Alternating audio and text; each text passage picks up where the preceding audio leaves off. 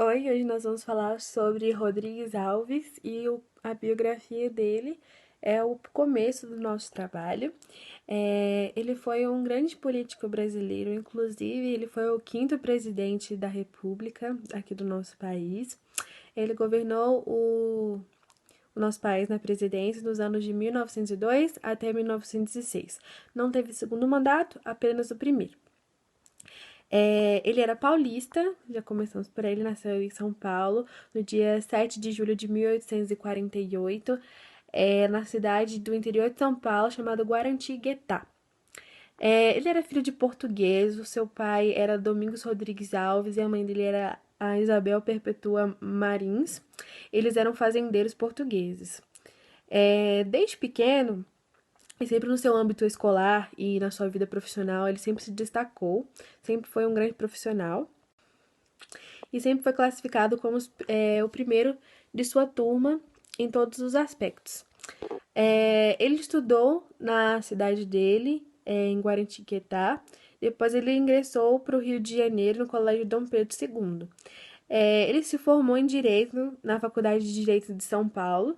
Ele teve uma grande carreira, ele foi primeiro promotor da Justiça, ele foi juiz, depois vereador na cidade natal dele, e depois que ele concluiu o curso dele, ele se casou em 1875 com a prima dele, o nome dela era Ana Guilhermina de Oliveira Borges, e eles tiveram 8 filhos.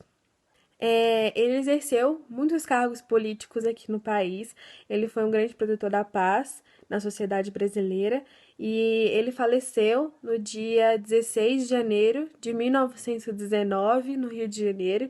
Ele não faleceu em São Paulo, na cidade natal dele, porque no Rio de Janeiro ele estava fazendo um trabalho de vereador. Ele estava tentando arrumar sua carreira política ainda no Rio de Janeiro, mas ele não estava realmente fazendo alguma coisa de grande importância nessa época. Então ele faleceu nesse momento e, como eu falei, ele governou o país nos anos de 1902 até 1906.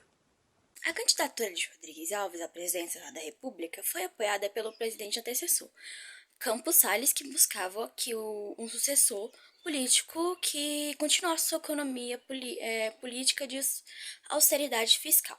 O governo de Rodrigues Alves pretendia a realização do país com promoções de obras de saneamento, a reurbanização da capital federal e o incentivo à migração e fixação de estrangeiros no campo, e da expansão da malha ferroviária nacional.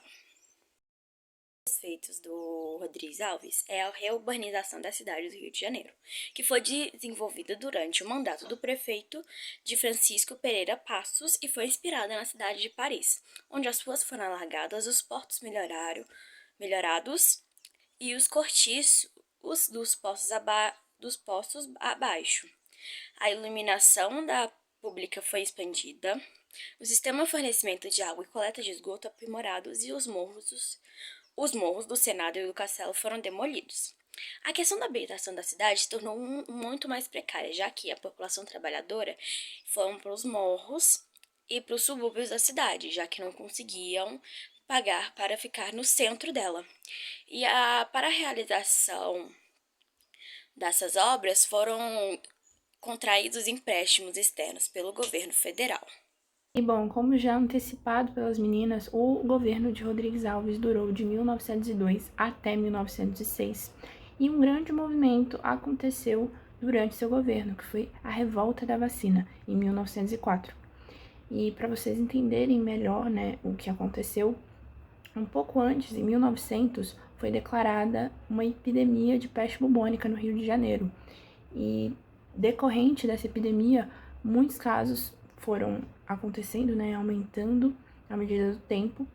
E isso ocorreu no Rio porque começou a ter um inchaço urbano, já que muita gente migrava da Europa e, além disso, tinha o reflexo da abolição da escravatura em 1889, já que os ex-escravos foram colocados para terem condições bem precárias, viviam em casebres que não tinham saneamento básico necessário para que eles se mantivessem imunizados. E além das epidemias, no Rio também estava tendo uma proliferação de insetos e ratos, e com isso o diretor-geral de saúde pública, Oswaldo Cruz, estava tentando combater de frente tudo isso que estava acontecendo.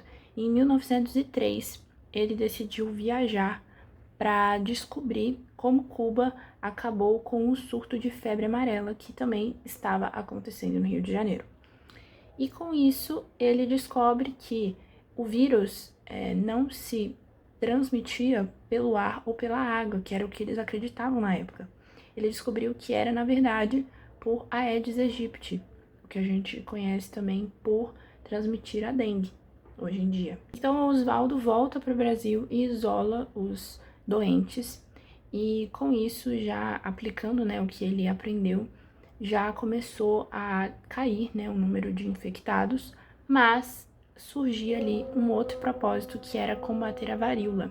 E para isso, as pessoas tinham que tomar vacina que derivava da varíola da vaca. E as pessoas começaram a iniciar essa vacina, porque provinha de um animal e eles, né, achavam tudo novo, tudo muito estranho, esquisito, não queriam tomar vacina. Com isso, os policiais foram acionados para que dessem à força a vacina nas pessoas. Então, eles acabavam invadindo casas, isso dando muita violência, muito tiroteio. É importante destacar que, mesmo propondo uma lei de vacina obrigatória, o povo não respeitava e não queria tomar de jeito nenhum. Mas a partir do momento que eles foram percebendo que estavam surtindo efeito, né, que os casos estavam abaixando consecutivamente, eles começaram a tomar por si só. E um fato muito importante é que antes mesmo deles aceitarem a tomar a vacina e, né, percebessem que realmente faria bem para eles tomar, os cadetes começaram a protestar contra o governo e contra o presidente por aquela ação militar tão violenta que estava acontecendo. Então, o governo decreta estado de sítio, que seria uma forma de negligenciar a ação do poder legislativo e judiciário do país, e mandou revoltosos para o Acre, para trabalhar à força no Acre. Com isso, o presidente, depois de tanta pressão, resolve revogar a lei da vacina obrigatória. Porém, se você queria trabalhar, estudar ou casar, a vacina seria obrigatória. E nessa época já estava tendo poucos contaminados já.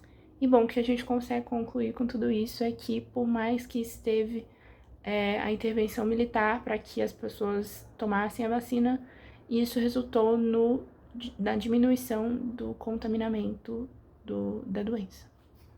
Bom, eu vou falar um pouquinho sobre o convênio de Taubaté.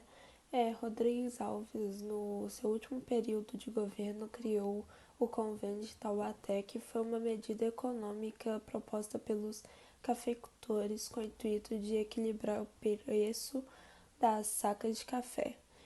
Em 1906, os estados de São Paulo, Minas Gerais e Rio de Janeiro assinaram um contrato de modo que o governo federal compraria o excedente da produção de café com a finalidade de valorizar o preço no mercado mundial. Embora essa proposta tenha sido no governo de Rodrigo Alves, só surtiu efeito no governo de seu sucessor, Afonso Pena.